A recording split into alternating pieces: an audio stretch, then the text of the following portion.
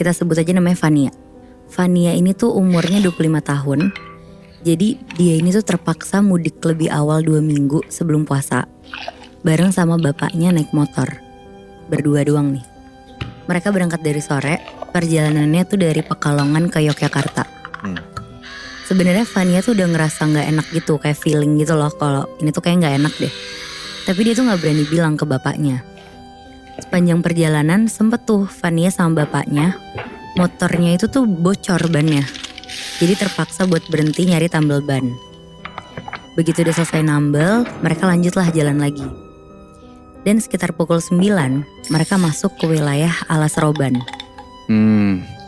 Pas masuk ke daerah situ, beberapa kali Fania tuh merinding. Terus dia doa-doa aja lah di situ.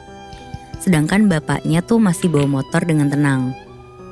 Nah, satu persatu di malam itu tuh kendaraan kayak ngeduluin motor mereka terus. Sampai akhirnya makin lama tuh makin sepi jalan yang dilewatin sama si Fania dan bapaknya. Sampai akhirnya udah sejam lewat, mereka nemuin keramaian nih. Nah, di situ tuh kayak Fania udah mulai lapar juga karena perjalanan udah jauh juga kan.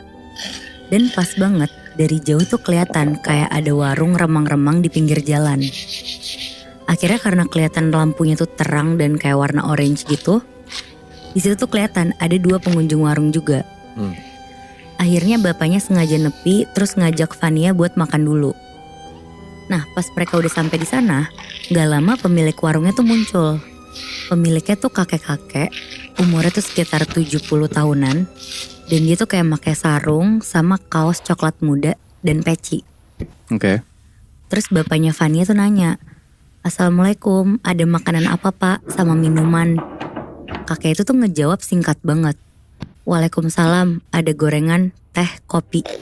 Sambil beberapa kali tuh ngelirik ke 2 pelanggan yang datang juga selain Fania sama bapaknya. Terus si bapaknya ini tuh bilang, "Saya pesan 1 kopi dan 1 teh anget ya pak. Kalau ada nasi seperti orang itu kita juga mau. Tapi kalau habis gorengan juga gak apa-apa."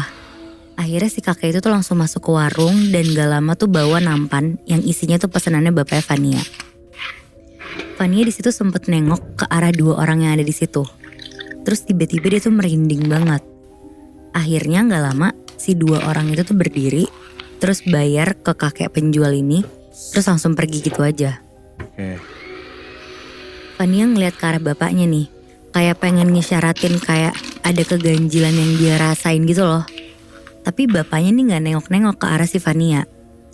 Akhirnya bapaknya tuh minum kopi, tapi gak habis.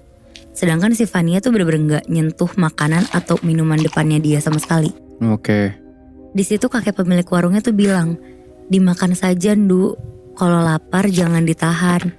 Maaf kakek cuma bisa nyajiin itu, nasinya udah habis." Terus si Fania tuh kayak kehipnotis gitu loh Muibi. Seketika tuh dia langsung minum teh hangatnya dan makan gorengan itu. Soalnya tadi kan si kakeknya ngomongnya cuma singkat kan.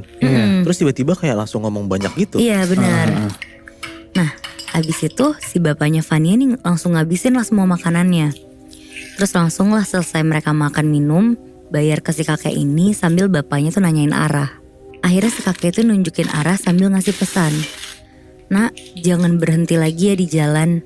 Lurus aja, nanti belok kanan, ada jalan turunan dan mulai masuk ke desa warga. Pokoknya kalau ngelihat apapun jangan berhenti lagi." Di situ bapaknya Fania tuh ngangguk sama pesan si kakek itu kan. Terus lanjut, akhirnya bapaknya sama Fania lanjutin perjalanannya.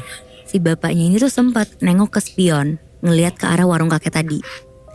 Tapi aneh banget Muibi, yang kelihatan tuh cuma gelap gitu di kaca spion motornya. Nah, nggak ada lampu remang-remang sama sekali yang warung tadi itu. Akhirnya si bapaknya langsung istighfar dalam hati gitu. Terus dia langsung ngerasa kayak udah mulai nggak enak kan. Dan dia sambil ngelanjutin perjalanan sesuai pesan si kakek itu. 5 menit kemudian, bapaknya Fania tuh ngeliat 2 orang yang tadi di warung. Lagi duduk di pinggir jalan sambil kayak ngelambai-lambain tangan ke arah motor bapaknya. Tapi untungnya si bapaknya ini tuh inget sama perkataan kakek tadi. Bapaknya gak berhenti sama sekali, motor tetap jalan. Terus sampai kurang lebih 5 menit kemudian, si bapak tuh ngeliat 2 orang itu dengan posisi yang sama masih ngelambain tangan ke arah motor. Ya gila. Terus di situ si Fania langsung melukin bapaknya lah tuh. dia udah sadar tuh kondisi itu tuh kayak udah lumayan horor kan. Iya. Tapi untungnya bapaknya tuh tetap maju ke depan aja, nggak berhentiin motornya sama sekali.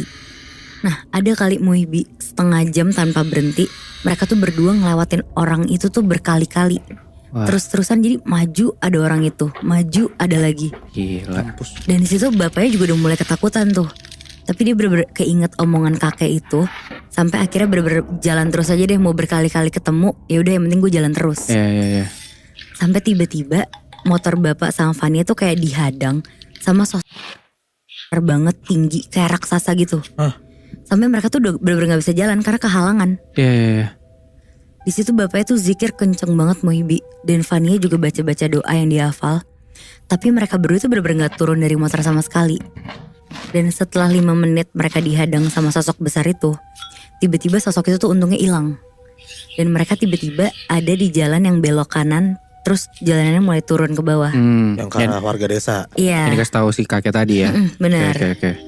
Nah meskipun sampai di Jogja tuh sekitar pukul 1 pagi, bapaknya sama Fania tuh bersyukur banget lah bisa sampai rumah dengan selamat akhirnya. Terus usut punya usut Muhibbi, warung remang-remang tempat mereka berhenti itu tuh ternyata bukan punya manusia. Hah? Tapi penunggu di alas roban. Ya gila. Dan entah kopi, teh, gorengan yang mereka makan tuh gak tahu dari bahan apa kan. Iya.